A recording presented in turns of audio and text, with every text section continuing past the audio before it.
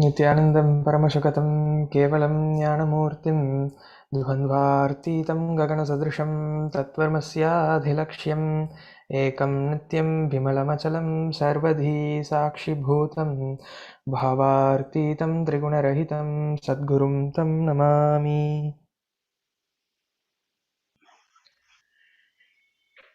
Hello everyone, good to be back. We are live streaming on YouTube and Facebook. So today we have Subrojit Aya with us to share his life as a Hindu and his life impacts on Hindumisia. So welcome Aya. Thank you so much. Yeah. So we will start with a short introduction from you. Can you tell us who are you and what you do? It will Sure. be good.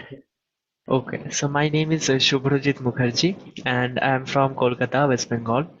So currently I passed BTech in petroleum engineering last year. So right now I'm working at Chennai with an oil and gas company. And so this was my introduction about my personal life. Now, coming to about being as a Sanatani Hindu and growing up in India, in West Bengal. So, in my childhood, I was fortunate enough to be in a home where we have a good culture of Sanatana Dharma. So, I remember my dad used to bring a lot of books about Hindu Dharma, Sanatana Dharma.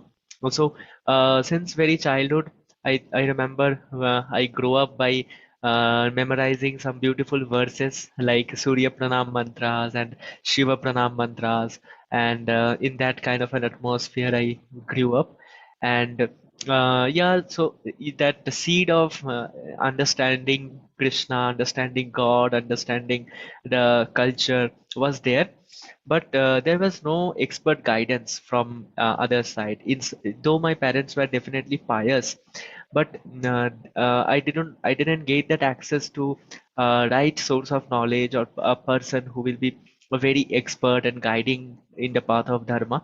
So that initially I was having the inquisitiveness, and I regularly, since my very young age, I used to do puja every day, but that was not based on some deep-rooted belief, or I would not say that I used to do those things with a lot of conviction and faith, and I understand everything properly. No, definitely not. But I used to do everything just because my parents have taught me to get up early morning, take shower, and chant some mantras in front of the deities. So, and also participate in some pujas like Saraswati Puja, Durga Puja, Shivaratri, Janmashtami. So all this will be celebrated in my home, in my locality. So that was it. That was it, and nothing much special. Or I would not say that the dharma was a very important factor in my life. No, it was just a part of my life. It was not a very important thing of my life. That was my childhood. So definitely coming to maybe when I was in class.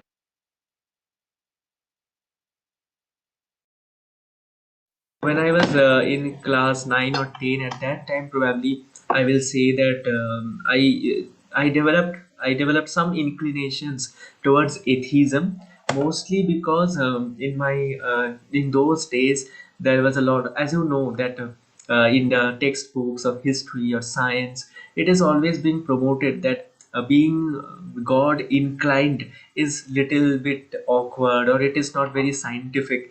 And so when I was in class 8 9, at that time, my performance was like my performance in science was much higher than rest of the people in my class. So then I was little bit taunted by some of my contemporaries, my students, and some of the teachers also, that you are so good at science, and then why are you following dharma, why are you following religious beliefs? These are totally baseless. So do you have any proof that God exists?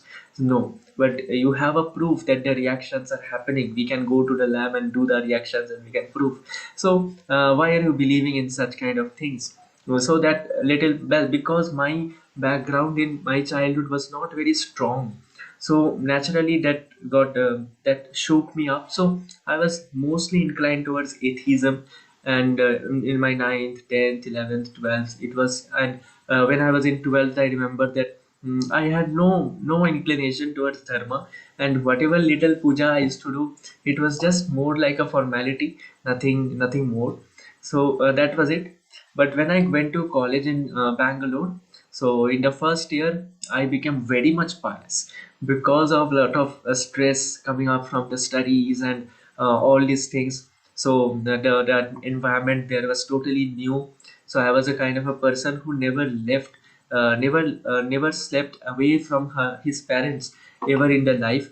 And then I will go to the hostel, and then I have to manage everything on my own without my parents. So that was little bit stressful, and a lot of people around me were not very cooperative to me. So that put me into a lot of stressful situations. So I was not able to manage things properly. So naturally, what happens is when you are in a distressful situation, it is the tendency of the soul to take or seek shelter of the Supreme Lord.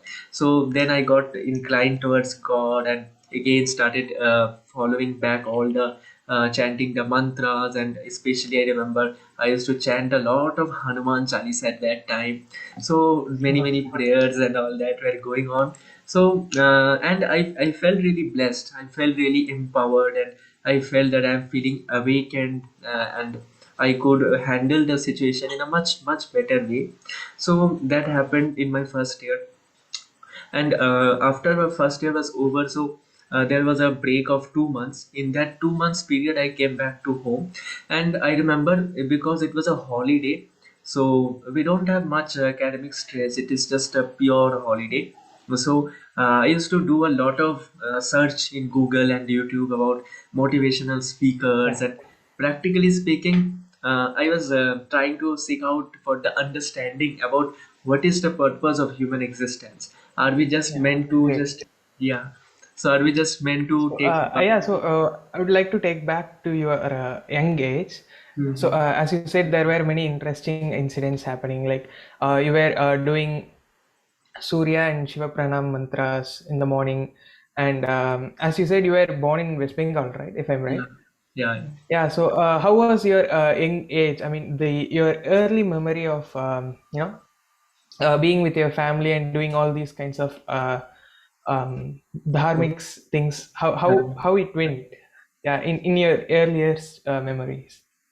So in early years memory, I could say that I remember my grandmother and my mother, especially, they will be involved in all those getting the ingredients for puja, and my dad will be going for shopping. Even now, he will be doing shopping for puja every day, and even if he's late from office, maybe 8 o'clock, 9 o'clock, still after coming back from office, my dad will go and into the puja room, and he will offer prayers to the Lord before going to bed. Yeah. So there is a lot of determination and dedication. Yeah, so it was there. I could see in my parents that they were so much dedicated to do the pujas. In even some of the period, it was not very comfortable for us to do the puja, but still there will be some puja in our home. And we used to go to a lot of temples. Even now I remember, when I was in my 10th and 12th, my dad will be going to a temple which was near his office, and he will sit there after his office hours for maybe 2 3 hours. He will be just sitting in front of that Kali temple and watching the puja happening. So yeah, so that was my childhood. That inclination towards that spirituality was there in my childhood. But the philosophical understanding was lacking. That if yes, I am doing it, but why am I doing it? So that was lacking. So Yeah. that is something. Yeah. So you said your grandmother and mom were, determined to do puja, and your father was, doing puja even though it got late. Yeah. He maintained such a integrity, right? Yeah. So when your parents and your people around you are doing such kinds of things, how do you thought? I mean, is there any impact on your life on by these incidents? Yeah, so there were a lot of impacts. Like I was also interested to do all those things, participate in all those things, and I was inquisitive about the rituals, that why are we doing what we are doing. So and when I used to see that there is a lot of dedication coming up from their side, so I always used to wonder that why are they so much dedicated. And definitely as a young, in the young mind, it was always a question mark that why are they doing so dedicatedly. So I should also join it. Yeah, that was there. So it was around which age? It was mostly when I was very young, maybe 5 years old, or even before that. Whenever, but the first time I started speaking, I could speak. My mother taught me Surya Pranam Mantra, Java Kuchum Sabka Sab. Yeah, Nice. so at that, from that young age, I used to chant and start praying and everything. So it was coming from a very young age. Okay, great. So you were like you were awestruck by why they are doing, and you wanted to understand why they are doing, right? If I'm right, until Yeah. age 5. Yeah. So what happened next? After that, did you find your answers for the questions?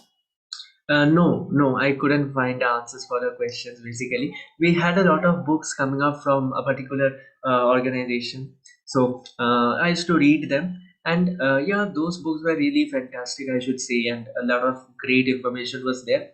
But it could not quench my thirst for knowledge. I was not totally, no, philosophically convinced. It was most like what you should do for dharma, what you should do, but that understanding that okay, this is scientific, this is required, this is not some mental concoction. So this conviction was not there until I until my say, maybe second year of college. Only then I got a clear cut understanding about dharma and how great Sanatana dharma is. And next coming now I'm a active Hindu, but back then I was just an ordinary regular pious person, that's it. Yeah. So that's a great transformation, I think. So so at that age, encountering all these great truths of life until you don't understand, which is great.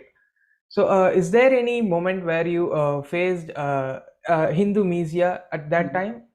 Any do you remember anything? I don't remember when I was very young.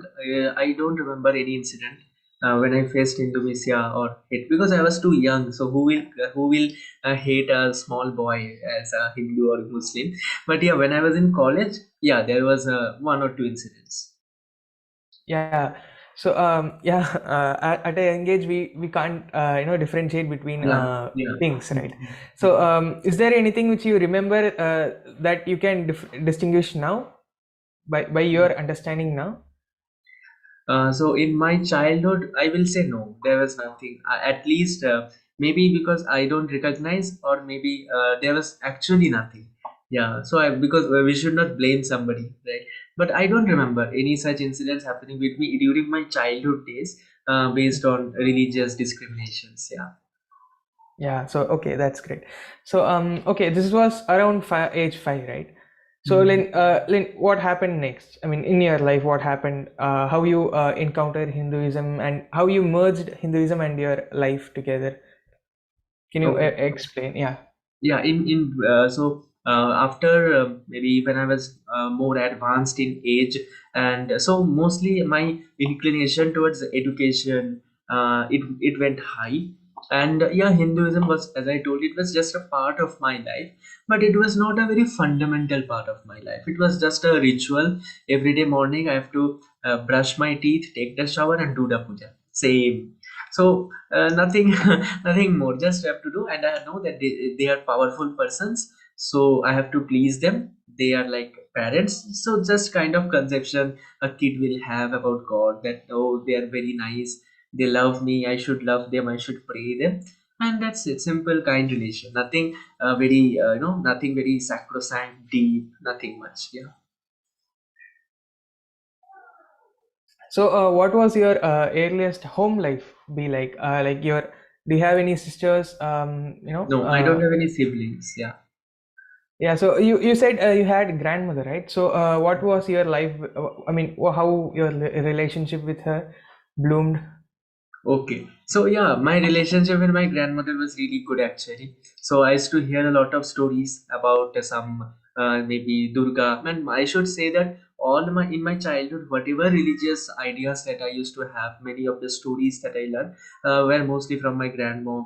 She shared a lot of stories to me about many many beautiful stories of Shiva and Parvati, or the Krishna pastimes, Leelas of Krishna. So I got to know a lot of things from her only. And she used to read Ramayana, Mahabharata, all these things. So some of the informations of Ramayana and Mahabharata were conveyed to me by her. So yeah, that was it, a great relationship. Yeah. Yeah. Yeah, so that's nice.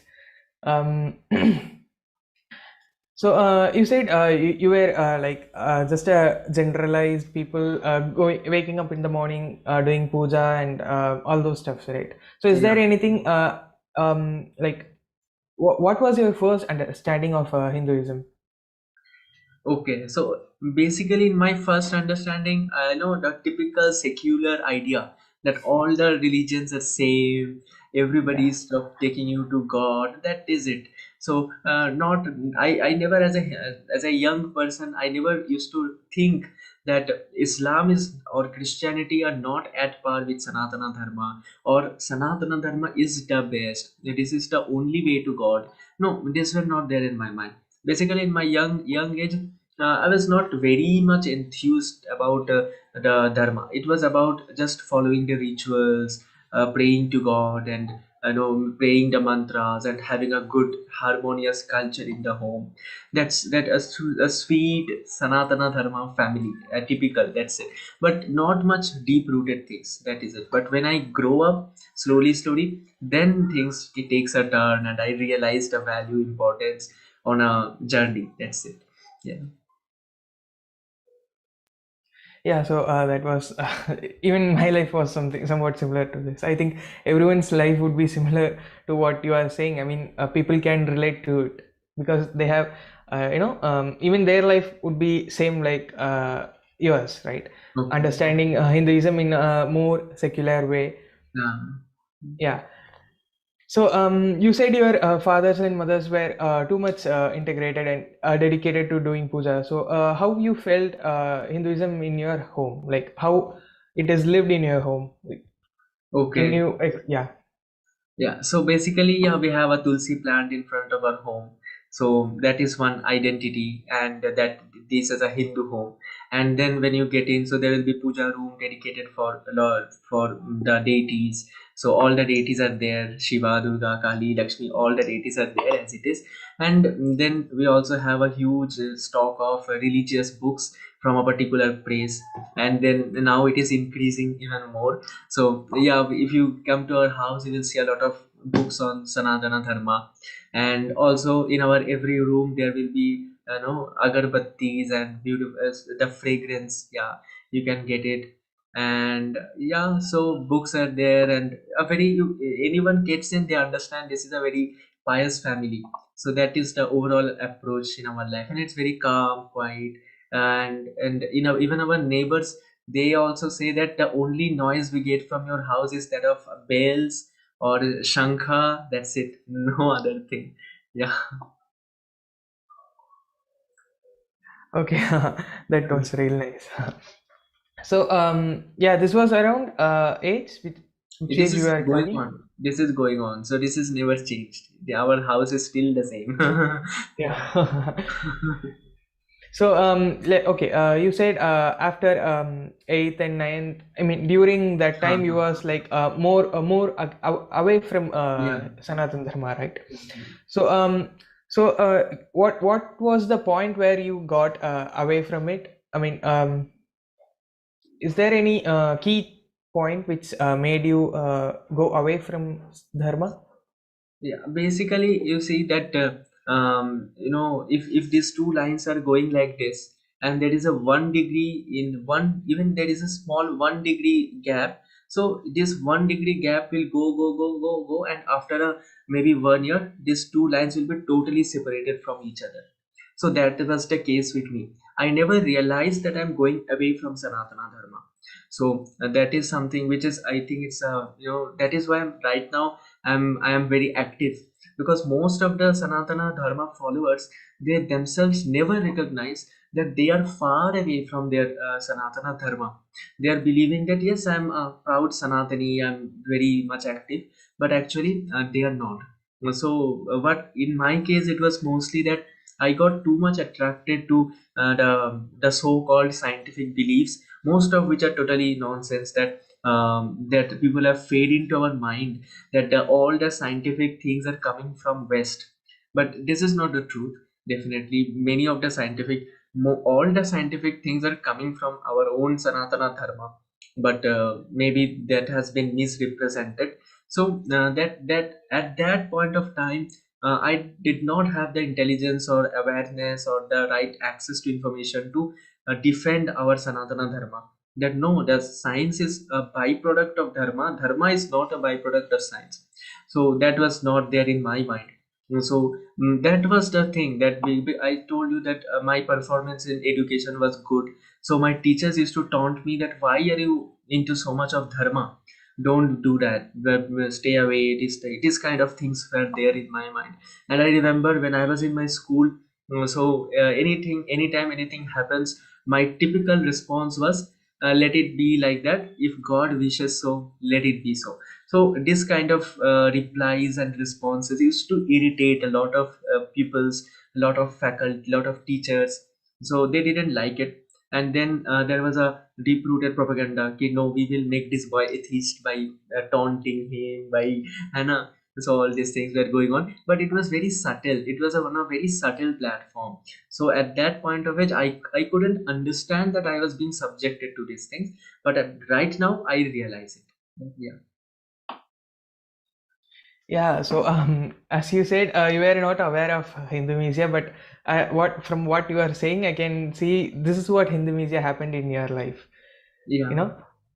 Yeah. So so as you said, these were the incidents which were major changing point in your life, right? So even teachers started haunting you to say why you are doing this. It's just I mean, it's not what you should do, something like that, if I'm right. So is there any point in time where people directly say to you face to face about don't do this? Yeah. Yeah, so in my case it happened. One of my teachers did the same. So I'm curious, is there any way, is there any teacher played in your life? Yeah. Right. So yeah, it happened during my school days and also in my college days. So in my school days, it so happened that as you know, in the typical schools, there will be a lot of people who will be making noise, and they will be singing some songs of particular something. So they will be singing, and they will be singing very loudly. But no teacher will come and stop them, or they will not scold. But when I used to not even shout, when I used to chant some mantras of Durga, or maybe I used to chant Harinam. So there was a lot of protest going on, and I was tagged as being communal and spreading hatred, all these things. And I think at that time I was just in class 8. So at that point of time, I didn't even know what is hatred, what is religious hatred, what are all these things. I was so scared. So definitely nothing went wrong, nothing went wrong, but I was a little bit shocked that when did I spread hatred? I was just chanting some mantra. What is wrong in it? Yeah. So at that point of time, it so happened. And then when I was in my college, yeah, so in my third year, probably, yeah, third year, so my department, I had a very good relationship with my head of the department, HOD. So it was a very good relationship, and we used to have calls for long hours and discussions. So it was a great relationship, I should say. But yeah, I was when I was in my second year, from then I started following a particular belief system of Sanatana Dharma. And so I used to wear tilak. I used to wear a Vaishnava tilaka. So and I used to go to college, he was wearing that Vaishnava tilaka. So none of my students, none of my friends had any problem. But I remember HOD directly came and told me privately in his cabin. He called me and he told me that why are you? What is this? Why are you wearing this tilaka in the office in the college? It is a totally a different kind of environment. It's a professional environment. You should not be wearing tilaka. It creates a discrimination. It creates a sense of differentiation among people, so you should not wear this. So he told me, and I was very polite and kind to him. But from the next day onwards, I again kept on wearing the same tilaka without any change. So he again called me. He told me that I told you already, don't do this, don't do this. Then why are you doing it? You will be.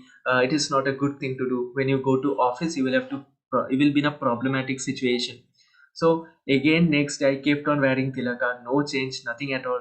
So then he stopped. He realized that this boy is not going to change. Yeah. But when I came to office, here is it's a totally different environment. Even I see some of my seniors, they are wearing bigger tilakas than me and coming to office and participating in discussions, and everything is so great. So yeah, I think it is among some people that they are even I as far as I know, I will say that my HOD, he was not determined to make me feel bad, or he was not spreading hatred about my dharma. It was just his ignorance. It was just his ignorance. That was it. So that is it. Yeah. Yeah.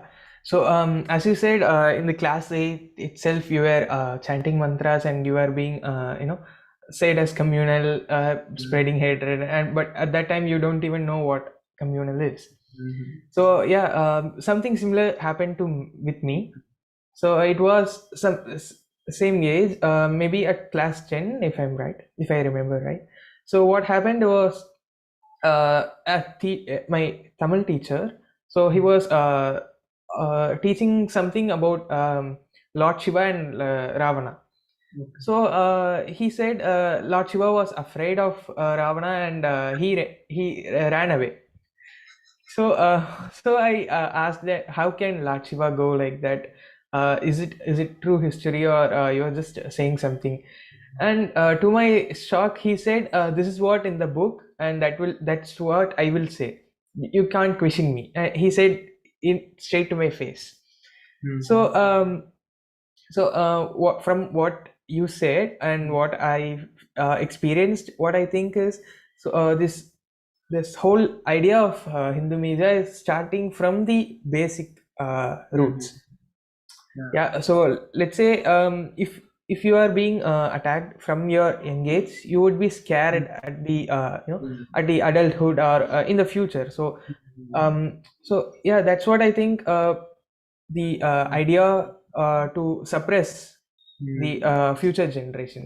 Mhm. So I'm just shocked it's happening all over India.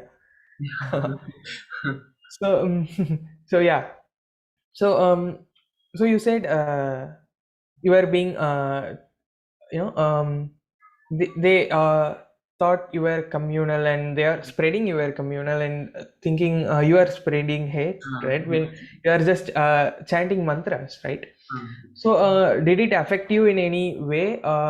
Did you felt something wrong was happening, or what was your feeling at that time? Yeah, so at right at that time, so at class 8, it was a very young age. So yeah, it kept me little bit, a little bit into kind of a dilemma, that what is wrong, what is the thing that I'm doing wrong, and why are they treating me like that?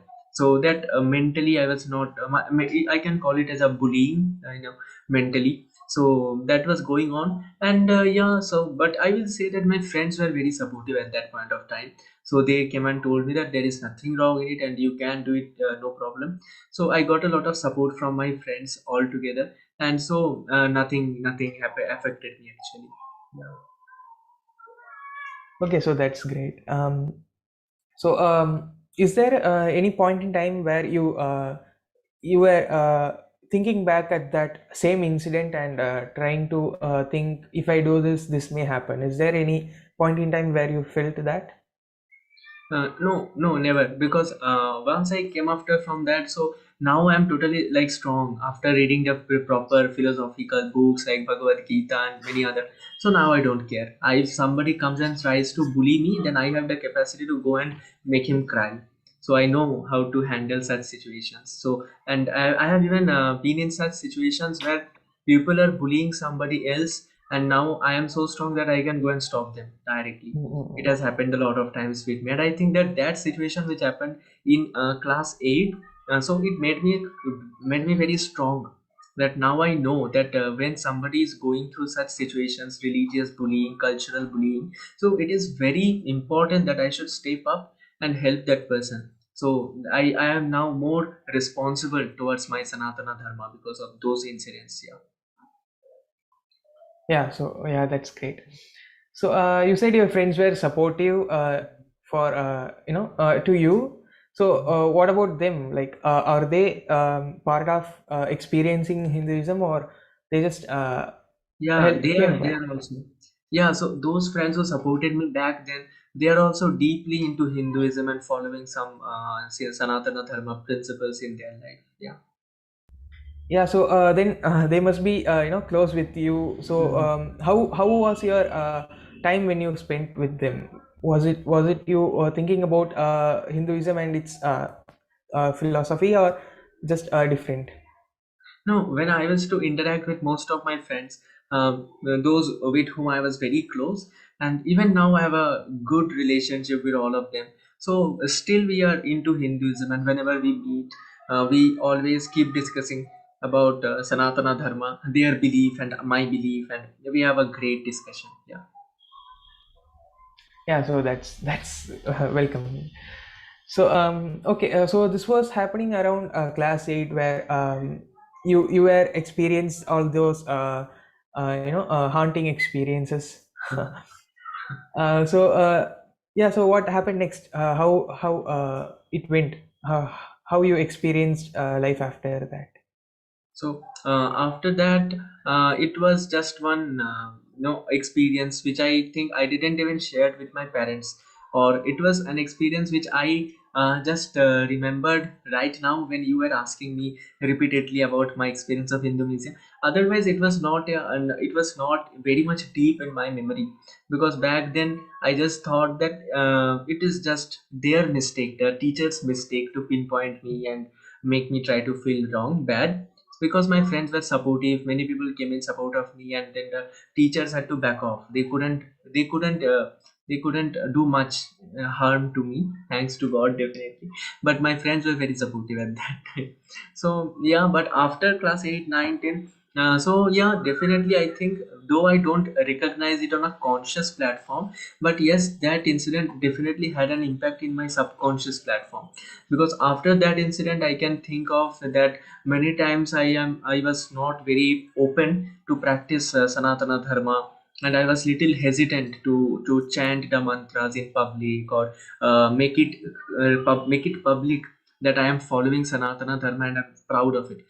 So at that from that incident, on a subconscious platform, I felt a little hesitant to follow the Sanatana Dharma principles, definitely, and I think that was the seed for which I later on turned to atheism at when I was in class 9, 10, and I kept on following atheism till my 12th, class 12th also.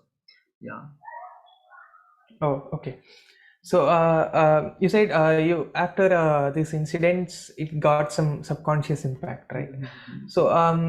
So you said you were following atheism at that time, right? So what was your idea about Hinduism at that time, at that point of time? How you Okay. felt? How you So felt of yourself? Yeah. okay, so when I was following atheism at that point of time, Hinduism is it's just a mythology. It is based on some mythological things, and God is I to me. I felt that everything is controlled by our psychology, and the power of prayer is just that we are seeking something from God. So basically, we are just trying to exert a lot of mental pressure, and we are building up our determination to get it done. And when we have a lot of determination to do something, it will get done no matter there is a God or not. So that was a very silly idea that I had at that point of time, but that was it. And to me, dharma or sanatana, any dharma as such, these are just mediums of creating discrimination, and lot of bloodshed has happened because of religious divide. So I was all of that belief that let us stop all these religious things, and let us all live together as a human being. That was an idea at that time. So yeah, I think pretty much every atheist thinks in the wrong way instead of getting the right things from Sanatana Dharma. Yeah. So yeah, okay.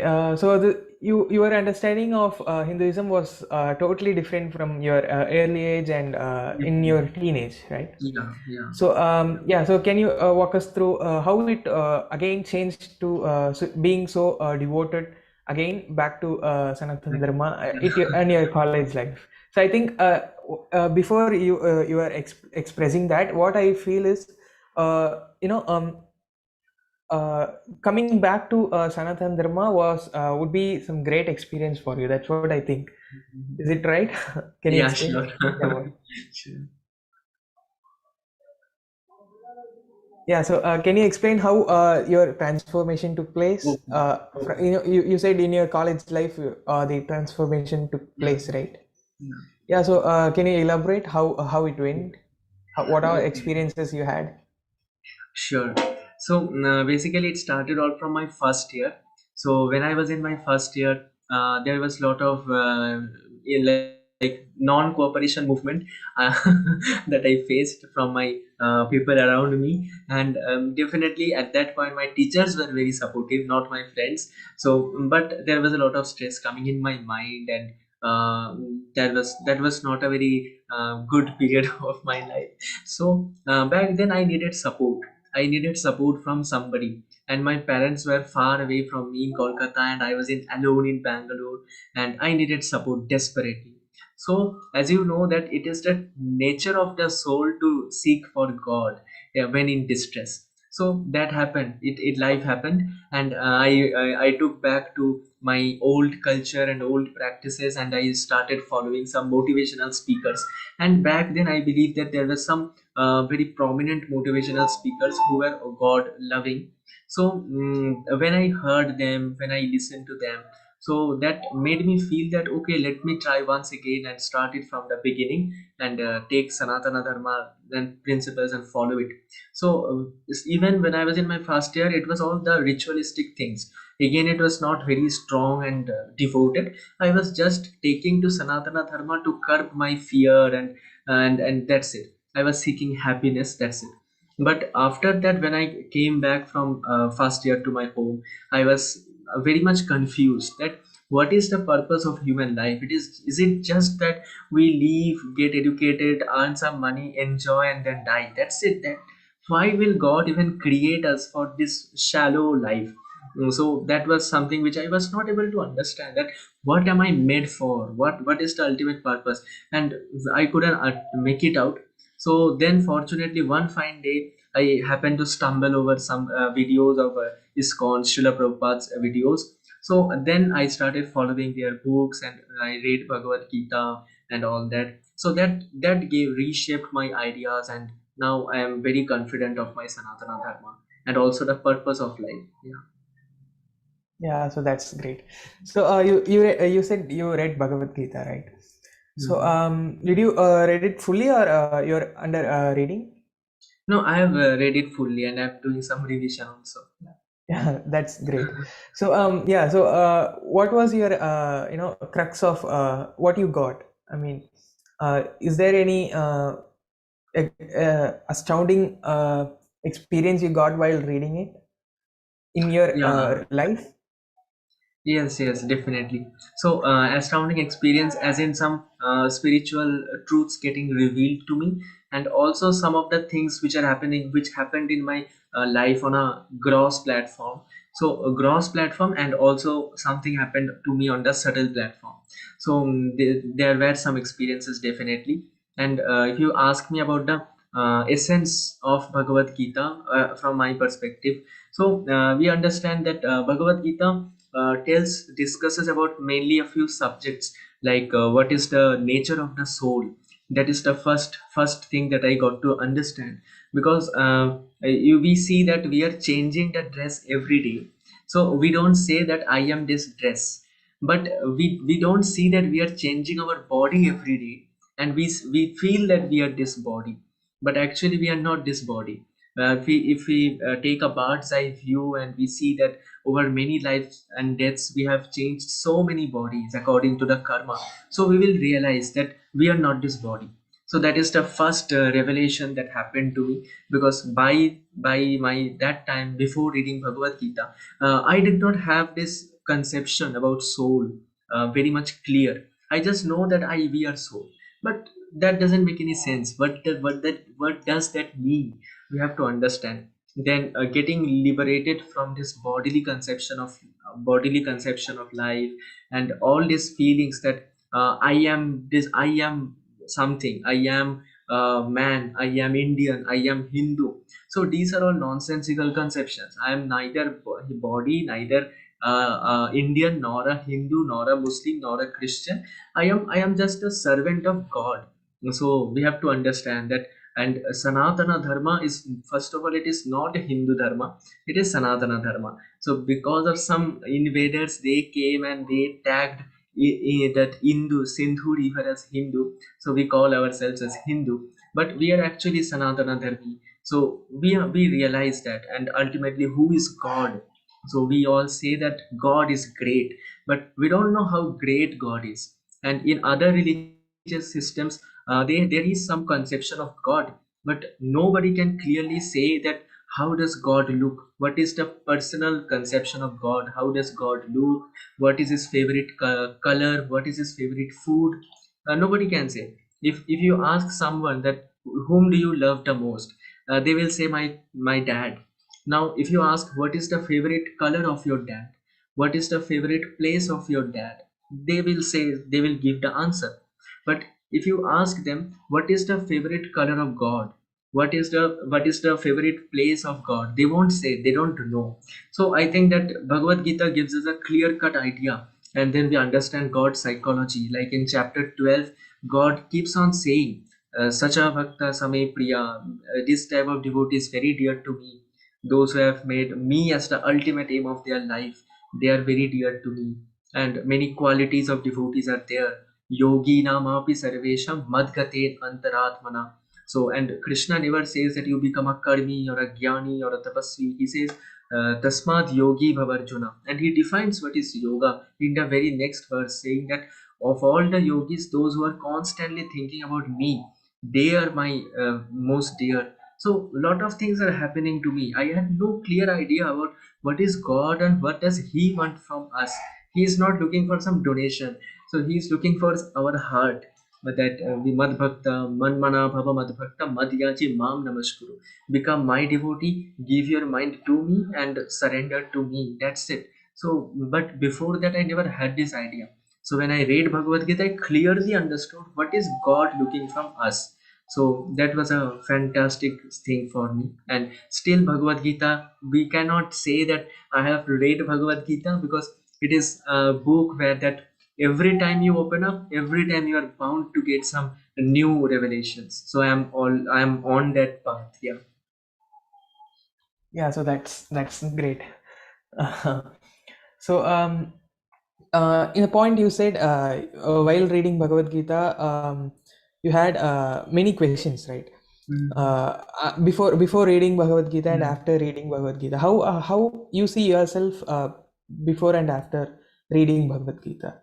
So before reading Bhagavad Gita, I would say that I was very confused, very depressed, and I had no idea that why are we even existing? Why? What is the purpose of human life? But when I finished reading Bhagavad Gita, I was totally in ecstasy that wow, I have found the purpose of my life. Now I know why am I made? Who am I? What? Where I was before this birth? What am I supposed to do during this lifetime? And where will I go after my body perishes? So I have a clear cut understanding and everything. So that totally changed the way I am, the way I perceive the world around, the confidence with which I do things. Everything totally changed and transformed. Yeah, so okay. So yeah, that's what happens when you understand what dharma is. right? Yeah. So uh, I mean, so you said you have a clear cut understanding of what you are going to do in this Mhm. life and after your life. I mean, Yeah. after this body's life, to be framing correctly. Mhm. Uh, so, after reading Bhagavad Gita, do you have any real life impacts? I mean, let's say you took a concept from Bhagavad Gita and implementing it in your own life. Is there any incidents? Yeah, so I should say that after reading Bhagavad Gita, there was not one incident. There were many things that I totally, transformed in my life. Starting right from the diet, I should say the first thing on the gross platform, it was my diet. So before that, I was a non-vegetarian. But after reading Bhagavad Gita, I took up depending only on prasadam, so Krishna prasadam. So that was the gross level change. Then wearing tilaka, so I realized the importance of wearing tilaka, and that is a gross level change. And yeah, on the subtle platform, the way I think, the way my mind works, that also changed a lot. The way I look, so before reading Bhagavad Gita, to me everybody was a body, but now I know that they are not body. Within them there is a spirit soul. So that thing changed, and now I can see that in everyone's heart there is Krishna, there is God situated. Brahman, Paramatma, Bhagavan, everywhere there is God, Brahman realization. Within every living entity's heart, there is God, Paramatma, and then there is the Supreme Lord, Bhagavan. So these three realizations are true, and I think the perception that these objects that I am using, or this computer, this earphones, everything. So these are not my property. I am just a custodian owner. I am not the proprietor. I am not the owner of them, and the reason I have got this access to use these things is not to enjoy them, but to use them, apply them in the service of the Supreme Lord. So that perception of the things that are around me, the people around me, the whole thing has totally changed. Yeah. Yeah, so okay, yeah. Um, so with this understanding, how do you see Hindumisia happening around you? Is there any Hindumisia happening around you now? Do you understand why it is happening in this perspective? Okay, so I think, yeah, there are a lot of Hindumisia. If I understand Hindumisia as something as spreading hatred against Hindus or victimizing Hindus, and all this, yeah, there are lots of complaints about that, and I have personally experienced them. In when I say personally experienced, means I have seen some of people who are very close to me getting suffering from for Hindumisia. So yeah, there are a lot of complaints coming up from my era surrounding network of people, especially in West Bengal. There are a lot of complaints because if you are in UP or Gujarat, you know you are in the right person's protection, and if something happens you can, but here you can't, because I have seen even police officers. They are so, I have seen them, they are so scared of raising their voice against something. I know one police officer who was very close to my dad. So he directly told my dad that, sir, please be safe. This is the COVID time, and lots of cases are there in COVID, but we can't do anything because government has put us in such a situation that we can't do anything. So there are a lot of things like that. So in West Bengal, the situation is totally different. Many people, like even many, I know many people, they're very scared to come up and raise their voice, and anytime you do such things, you may be dead the next day. So that thing is situation is there. So but I believe the root cause of that is definitely ignorance of the dharmic principles, because people are unaware, and it is not totally their fault, but people are encouraged to be unaware, to stay unaware of their dharma. I have seen many serials, like TV serials and web series. So at that point of time when I was watching them, I didn't understand. But now, with the correct understanding of dharma, when I think back, I realize that yes, when people are going through some TV serials, reading the newspaper in a very subtle platform, they are being diverted from the idea of dharma. They are being misled from the idea of dharma. You will not, you cannot, pinpoint them and question them, because they are doing it on a very subtle platform, on a very subconscious platform, and they are encouraging people to stay ignorant about their dharma. And right now people are very busy, so they don't have the time to go and read some Bhagavad Gita or some other scriptures, or consult the sadhus. And that is what they are encouraging. So but they have the time. If there is a Radha Krishna serial in the television, they will prefer watching that. And you know what is the image of Radha and what is the image of Krishna being portrayed in those serials? Krishna is just a womanizer, and Radha is just another a street girl who is hanging to another boy. That's simple. So that is definitely not who is our Radha and Krishna. So that kind of a misrepresentation of the facts is being done. And I think the major thing we have to change is we have to deeply make the people understand the importance of reading the shastras, consulting the sadhus, going to the temples, and developing the right conception. If they want to take up atheism, we have no problem. But if they want to take up Sanatana Dharma, they should understand Sanatana Dharma from the right source, from the right person, not from anywhere and everywhere. Like in Vedas, it is said that Vedas tattvata.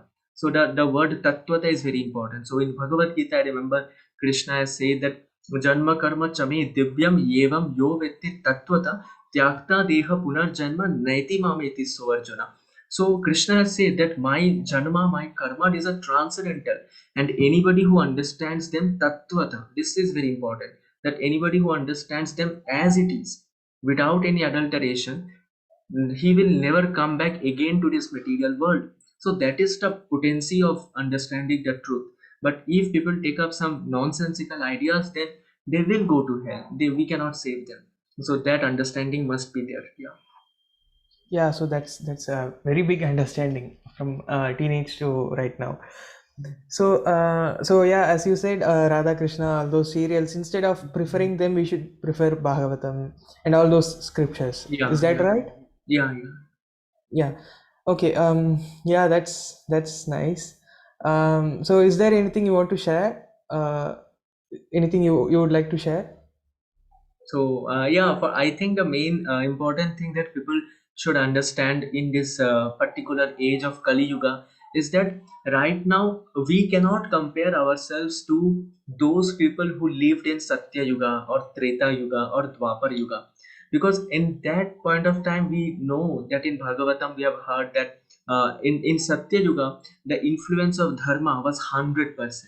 In Dwapar Yuga it was 25%. In Treta Yuga, it was far less, and in Kali Yuga, it is nearing zero. So the people are now less fortunate. They don't have a strong memory power. I'm talking about the people in general. Definitely not the sadhus who are doing tapasya. Their intelligence is obviously great, but the people in general, if we talk about them, so they have a lot of shortcomings. So now, if they turn towards some Ashtanga yoga and all these things, you cannot expect you will perform Ashtanga yoga in your flat in a city like Mumbai or Chennai or Kolkata, because Ashtanga yoga, the first thing is that you have to go to forest, and then you have to control your mind, control your senses. How will you control your mind and senses? The moment you take up a newspaper, the first figure you see is that of an actress in a scanty cloth. So you cannot expect total control of mind. And I believe that Bhagavad Gita has clarified, Krishna has clarified that we can control the mind only when we have got some higher taste. We have got some higher taste. So instead of seeking for some artificial mind control principles and artificial happiness, so we should try to understand one very basic fact, as Krishna has said in the second chapter of Bhagavad Gita towards the ending, that if you don't have a peace of mind, you cannot be happy. And you cannot have a peace of mind if your mind and senses are uncontrolled. And you cannot control your mind and senses in an artificial way. What can repression accomplish? Through repression, we cannot control our mind and senses. So the only way to control the mind and senses is to engage them in the service of the Supreme Lord Krishna. Otherwise we cannot control. And the very basic principle that we follow is to chant the holy names of Krishna, or attain Mangal Arati, and get up early morning, attain Mangal Arati, chant Hare Krishna. The more we chant the names of Krishna, the more we can stay away from the three gunas, the three gunas of passion, goodness, ignorance. We stay away from all of them. So that is the thing. And I like to, one thing very fundamental is that if you want to know the truth, you cannot expect that the truth will be served to you in a spoon. The like nobody will is going to spoon food you, right? So if you want success in material life also, if you want to go into IIT, you have to make it like that. You have to struggle very hard.